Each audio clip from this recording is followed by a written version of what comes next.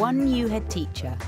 It's scary, it's lonely sometimes. Being a head's lonely because you've got your deputies and my team's fantastic, but bottom line is the ultimate responsibility is yours. And an experienced educational coach. Coaching isn't about giving answers, it's about helping other people understand the answers that are already within them. Over the next few weeks, Coach Mark Whitby will work with head teacher Vic Goddard on his leadership skills.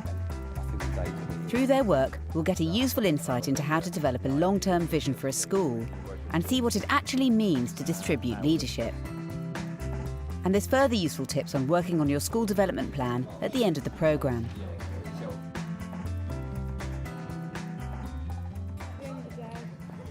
As a new head teacher, having a long-term vision for your school is something you'll need to be clear on. We've come to Passmore School and Technology College in Harlow, where Vic has been head teacher for just 4 terms. It's the best job in the world. I love my job. I would struggle to give it up if I won the lottery. It's every day's different, every day's a challenge, but every day's a good day. We'll see him deciding on his goals for the next 3 years, which will help him on his way to writing his school development plan. If I don't get the school development plan right, it's going to end up being a waste of time and money and resources for people. We need to look beyond what we're doing today and strategically make sure the school's moving in the right direction. Educational coach Mark Whitby will help Vic to define his dreams for the future of his school. He's been a head teacher for more than 10 years and currently works as a consultant head teacher in 2 schools in Brighton. The biggest impact I have in supporting head teachers is often getting them to understand what they know already. So that whole process of talking it through, finding that solution, it gives a sense of lift and relief to somebody when they've been maybe stuck in a rut over a particular issue.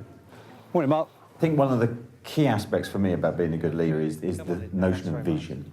Being able to project not just a few weeks ahead, but years maybe ahead in terms of where you see an organisation going. The school's in a good place. I certainly hope by the end of the day that Mark's given me the impetus, if nothing else, and some guidance on how to break down the challenge, which is quite a big challenge.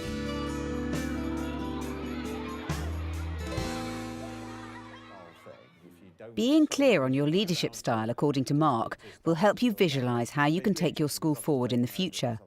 He sets Vic a task to get him thinking about how he wants to be perceived as a head teacher.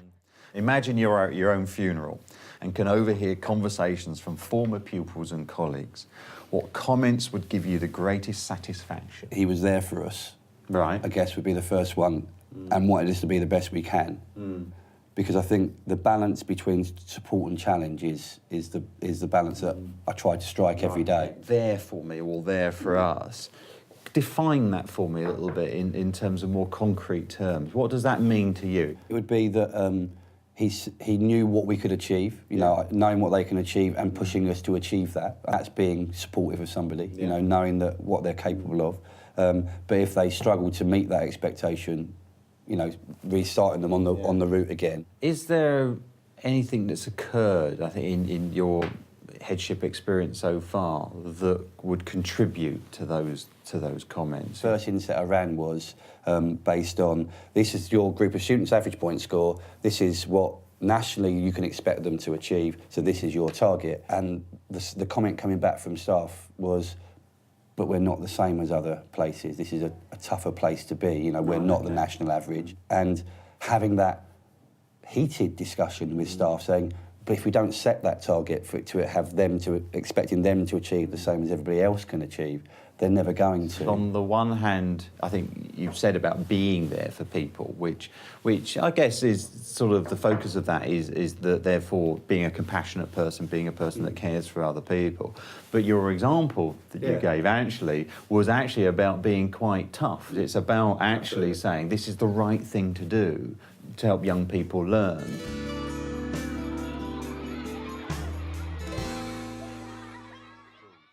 Once you're clear about your leadership style, Mark is convinced you're in a stronger position to work on your long-term aspirations for your school, which will ultimately lead to your school development plan.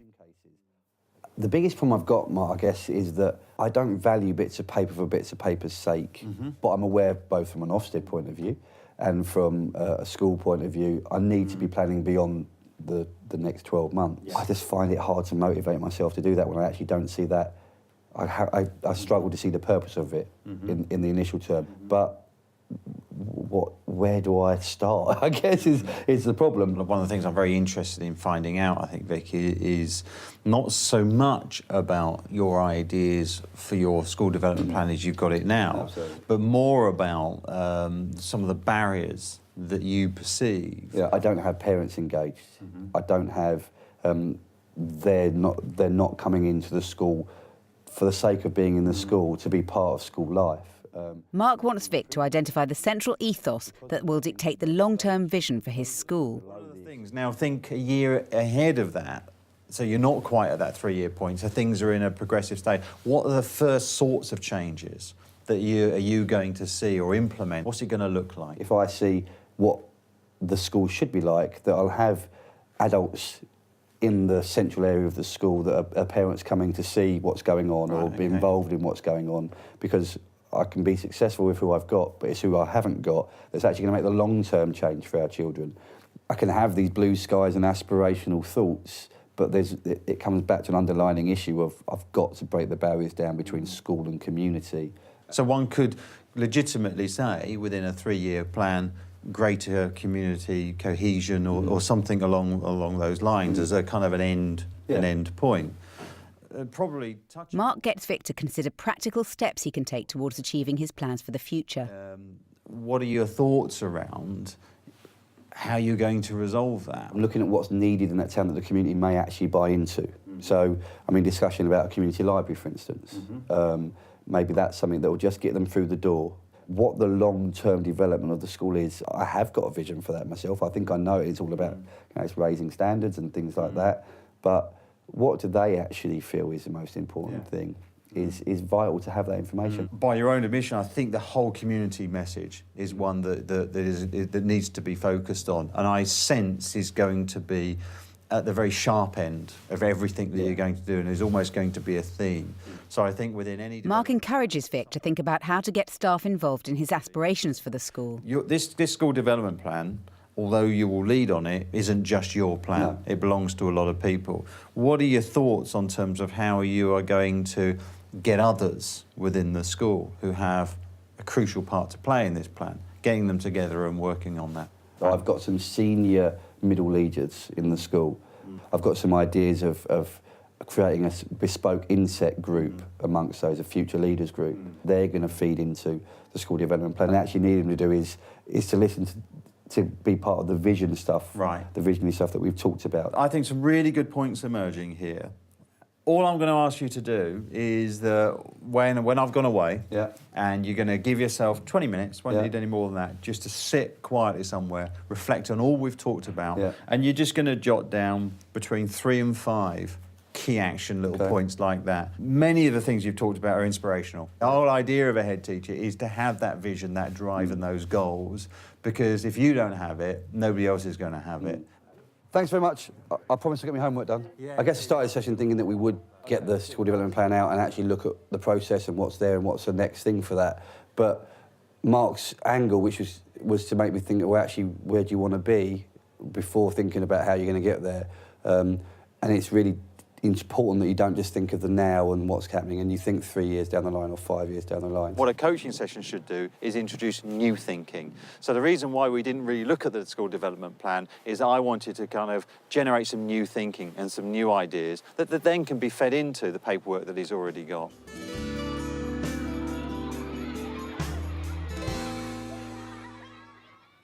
It's been a week since Mark and Vic's coaching session. Mark watches footage of how Vic's been progressing. I have lots of homework anyway, but being set by somebody else instead of by myself is different. I guess there's a little bit more pressure because I've got somebody else who's asked me to do it rather than me doing it for myself. So yeah, it's different. Vic has organised a meeting with his deputy heads to talk about parental involvement at the school. I want to talk about where we are with parental engagement currently. So we'll start with that and then talk about where we're going to go with potentially parent council. Clearly Vic's not doing this on his own. He's working with key professionals within his school, key members of the leadership team in working up joint solutions. I mean, I have to say the phrase parent council triggers a far more positive image in my mind than parents forum. In theory, they're great, but if they're too complicated and too daunting, are we actually going to not have parents involved anyway? You look at the student council.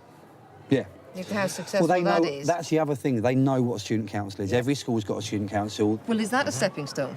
Is it a stepping stone that you have a joint student-parent council? Okay. I'm particularly liking the fact that the school is thinking differently about how to engage with parents. It worries me that the parents forum, the FOPs, 80% of the people who go to both are the same people. But isn't there also the possibility that it isn't necessary to always have meetings or activities that they do within the school? Maybe you would take your parent council out to a local community hall. There's a lot of thinking here about breaking down the barriers to school life, which seems to be ticking the boxes, in my view, as to some of the issues that we talked about in the coaching session. It's parent council something to pursue. Yes. OK, but possibly not in the short term, actually looking at getting some engagement with Year 7 parents first to see what their opinion is. The key feature here that he's picked up on from the coaching session is the involvement with parents, talking about that in the way that he is with his leadership team is really going to help shape the school development plan and move that plan forward.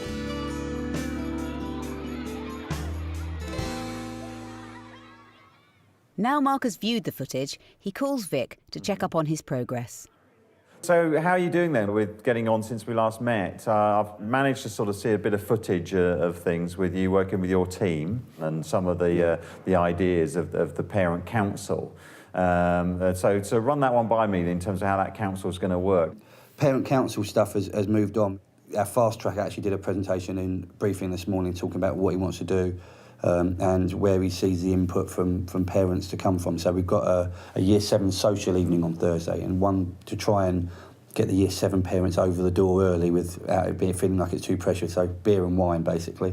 But he's going to use that as an opportunity. He's going to put whiteboards around the room for them to write comments on about stuff we're doing well and stuff we're not doing so well. And I think it sounds a really good idea and I think could work very, very well, be a very, very strong aspect of what's going on. thanks for all your help, I really appreciate it. That's been really useful, and I think certainly there's some of the staff have benefited from that conversation as much as I have, so which is also good.